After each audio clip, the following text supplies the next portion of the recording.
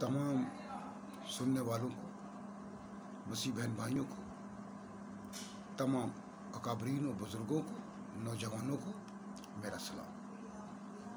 इन दिनों जो मसला एक चल निकला है आरज़ू राजा का, आरज़ू राजा का ये मसला को नया नहीं है। इससे कबल बहुत सारे केसेस हुए हैं। लड़कियां हिंदू हों, मसीह हों या सिख हों, उन लड़कियों को जबरन अगवा कर लिया जाता है। बादशाह उनसे बयानात दिलवाए जाते हैं और बयानात दिलवाने के बाद कि इस्लाम कबूल कर लिया गया है, कम उम्र लड़कियां ही इसका निशाना बनती हैं। हैरतअंगेज़ बात यह है कि कोई किसी लड़की को बहन नहीं बनाता, बेटी बनाता नहीं, बल्कि इस नहज तक ले जाते हैं कि जी इसने शादी करनी है और शादी कर ली है, इसने शादी करके इस्लाम कबूल कर लिया है या इस्लाम कबूल करके शादी कर ली है। दो मुख्तलिफ चीज़ें सामने आ जाती हैं। एक तो ये कि कोई इस बात को समझ नहीं रहा होता कि सिर्फ लड़की शादी करने के लिए ही इस्लाम कबूल क्यों करती है। कई वाक़यात ऐसे भी सामने आए हैं कि जब लड़कियां वापस आती हैं तो वो रो रो कर, चिल्ला चिल्ला कर ये बता रही होती हैं कि हमें किस किस तरह से टॉर्चर किया गया, किस किस तरह से हमें जो है वो अजियत पहुंचाई गई, किस किस तरह से हमें बयान देने पर मजबूर कर दिया गया। ये सब कुछ अपनी जगह पर, लेकिन अब ये आरज़ू का केस जो है, और एक और बात कि ज़्यादातर लड़कियां कम उम्र ही क्यों होती हैं। 17 साल 18 साल से भी कम लड़कियां जो हैं वो ही इस्लाम की जानिब राग़िब होती हैं। अमूमी तौर पर बड़ी उम्र की औरतें 20 साल से 25-20 ये क्यों नहीं कन्वर्ट होती, उसकी वजह क्या है। अभी ताज़ा किस्सा आरज़ू राजा का, हमें इस बात पे कोई एतराज़ नहीं है कि कोई किसी भी मज़हब को कबूल करे, कोई किसी भी मज़हब को अपनाए, हमें इससे कोई गर्ज नहीं है, हर एक को आज़ादिया से। लेकिन मुझे सिर्फ ये बता दीजिए कि 13 साल की बच्ची अगर इस्लाम से इतनी मुतासिर हो गई थी, ठीक है कोई बात नहीं होगी, तो वो आदमी जो कि 45-44 साल का है वो उसे लेकर दारुल अवाम में क्यों नहीं गया। ख़वातीन के जो मदरसे हैं वहाँ पर किसी आलमा के पास लेकर क्यों नहीं गया कि ये लड़की इस्लाम से मुतासिर है, इसको मज़ीद इस्लाम की तालीम दी जाए, ये आज के बाद मेरी बेटी है या मेरी बहन है, इसको मुकम्मल तौर पर अपनी निगरानी में रखा जाए क्योंकि ये इस्लाम कबूल करने के लिए तैयार है और इस्लामी तालीमात से मुतासिर है और इस्लाम कबूल करना चाहती है। लेकिन ऐसा नहीं हुआ। बजाय इसके कि ऐसा किया जाता, कभी निकाहनामा पेश किया जा रहा है, कभी लड़की का बयान दिलवाया जा रहा है, कभी कुछ किया जा रहा है, कभी कुछ किया जा रहा है। ये सारी इस किस्म के जो हथकंडे हैं, हरबे हैं, अक़लियतों को पाकिस्तान में सिर्फ और सिर्फ परेशानी करने की साजिश है। हमें कोई तो इस तरह अगर यही होना है तो फिर वो ख़वातीन,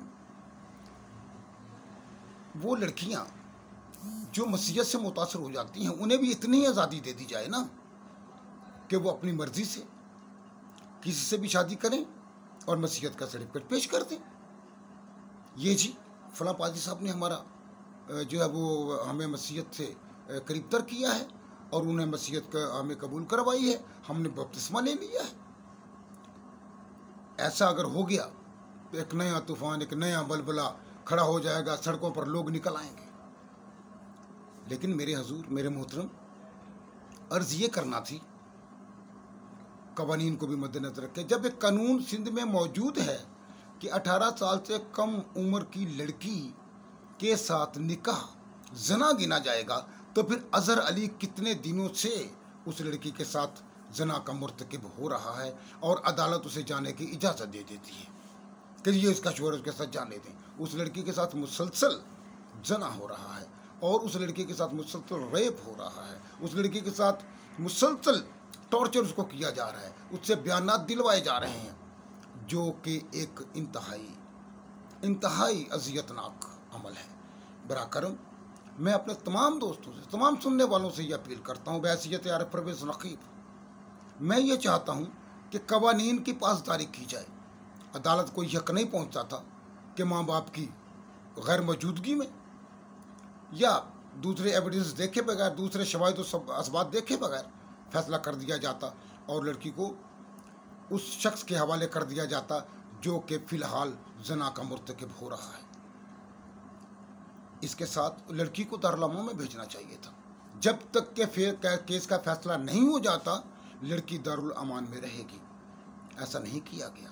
मुसलसल जो है वो अजियत और कर्ब से वो लड़की शायद गुजर रही है और उसके साथ पूरी कौम भी इस कर्ब में मुब्तला है। मैं अपनी तमाम बहनों और बेटियों और अपनी माओं से ही इल्तिजा करता हूँ कि ऐ माओ, अपनी बेटियों को मसीह तालीम से आशना करो। ऐ मेरी बेटियों, मसीह तालीम को अपनाओ।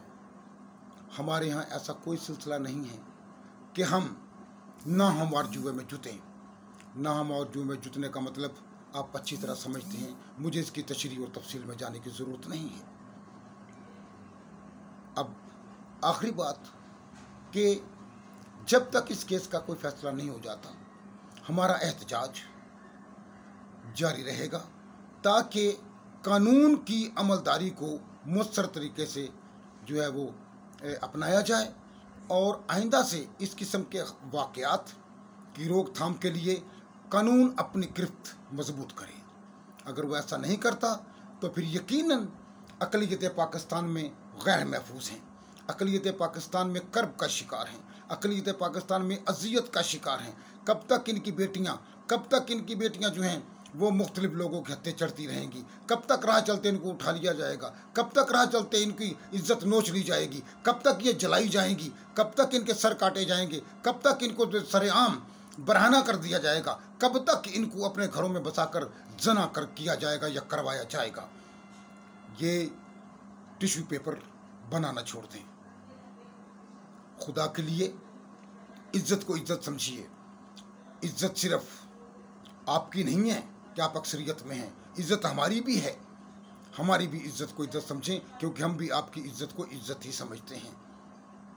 तौकीर, एहतराम, इज्जत ये सबके साथ जुड़ा हुआ है। आप अगर हमारा एहतराम करेंगे हम आपका एहतराम करने पर मजबूर हैं। बरा करम खुश्क नाखून लीजिए और इस किस्म के जो अवामिल हैं उनका सदेबाब करना सिर्फ हमारा नहीं अक्सरियत का काम है। इसका रास्ता अक्सरियत को रोकना है, आपको रोकना है।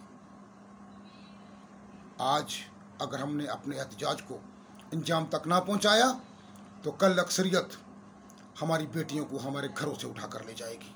खुश्क नाखून लीजिए और अपने एहतजाज को मुत्सर, मजबूत और मुस्तहकम बनाइए। बहुत शुक्रिया।